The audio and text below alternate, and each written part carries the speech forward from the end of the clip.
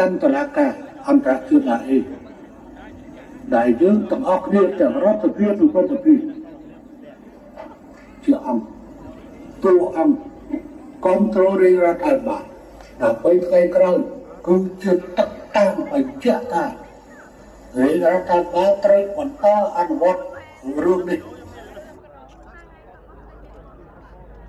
ចា៎សូមឲ្យបងប្អូនទាំងអស់ដែលមកទីនេះគឺមកដោយបេះដូងមកដោយក្តីស្រឡាញ់ហើយថ្ងៃនេះយើងនឹងរួបរวมនេះយើងប្រកាសជាបង្ហាញនៅរូបភាពមួយដ៏ល្អឥតខ្ចោះពីប្រទេសកម្ពុជារបស់យើងទៅបានអត់បានអត់បានចាអរគុណមែនតើទៅជួយមេតា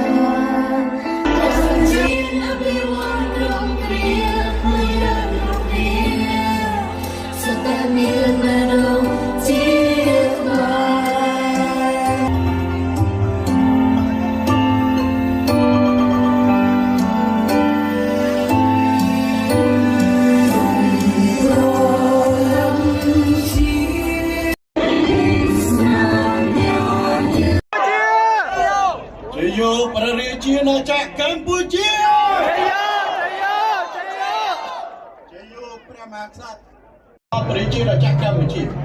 ប់គ្រងទៅដល់រាជរដ្ឋាភិបាលដែលមានសម្ដេចមហាបរមត្ថីនាយករដ្ឋមន្ត្រីជាប្រមុខ